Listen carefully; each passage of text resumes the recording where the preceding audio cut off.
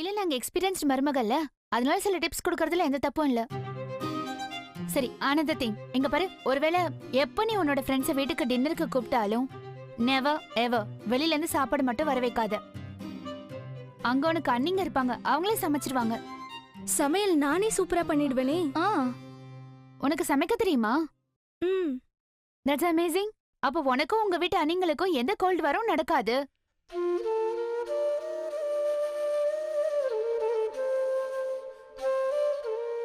இன்னையிலிருந்து நீ ஒரு குடும்பத்தோட மருமக. உன் மேல அன்பு செலுத்துற கணவனுக்கு மனைவியா, ஒருத்தருக்கு அண்ணியா, ஒருத்தருக்கு ஊர்படியா யோசிச்சு பாரு.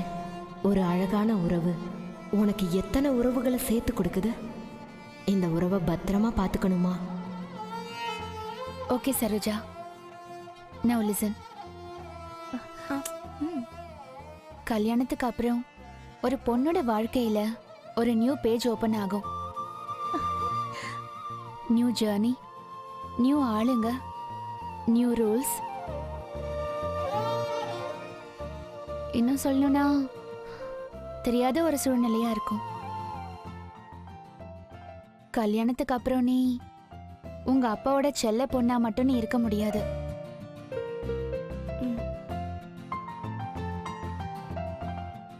ஒரு லவ்விங் ஹஸ்பண்டோட வைஃப் ஆயிடுவ. யாருக்காவது ஓர்படி ஆவ, யாருக்காவது மருமகள ஆவ, யாருக்காவது அண்ணி ஆவ, அப்புறம் ஒரு நாள் அம்மாவாவும் ஆவ.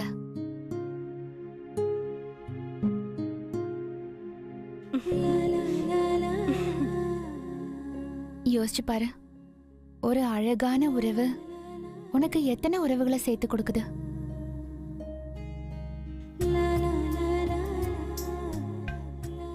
இந்த உறவை பத்திரமா பாத்துக்கணும். இந்த உறவை நீ வர்ஷிப் கூட பண்ணலாம்.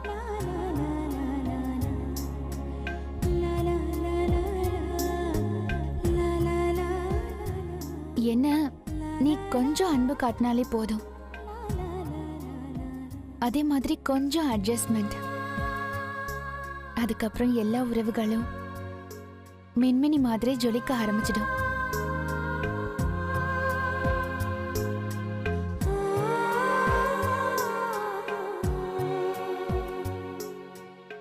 ஒருவேளை உனக்கு எப்பவாவது உன்னோட அப்பா வீட்டோட ஞாபகம் வந்துச்சுன்னா உடனே நீ உன்னோட மாமியாரை பாரு போதும்.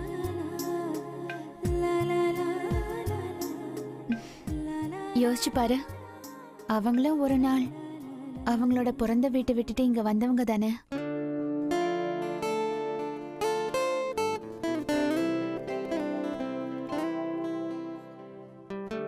இந்த வீட்டுக்குள்ள வந்தப்போ அவங்களுக்கும் எதுவும் தெரியாது.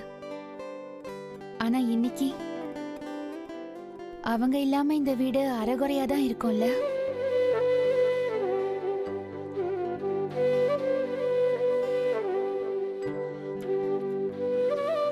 இப்ப நீ என்ன யோசிப்ப தெரியுமா? இந்த விஷயத்தை எல்லாம் ஏன் பொண்ணு மட்டும் பண்ண வேண்டியிருக்குன்னு, ஏன் எப்ப பார்த்தாலும் பொண்ணே அவங்க வீட்டை விட்டுட்டு வெளியில போக வேண்டியிருக்குன்னு காரணம் இருக்கு. பொண்ணுங்களுக்கு அடுத்தவங்களை புரிஞ்சுக்கிற, அடுத்தவங்களை ஏத்துக்கிற சக்தி ரொம்ப அதிகமா இருக்கும்.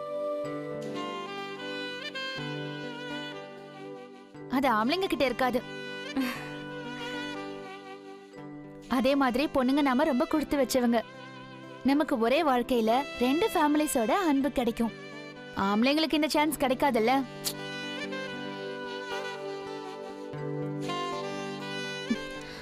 சுஹானா, நிஷா அக்கா,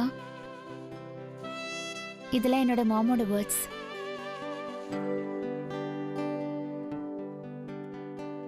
ஆரம்பத்துல இதெல்லாம் எனக்கும் புரியல. பட் இந்த ஃபேமிலிக்குள்ள வந்ததுக்கு அப்புறம் எனக்கு எல்லாம் புரிஞ்சிடுச்சு.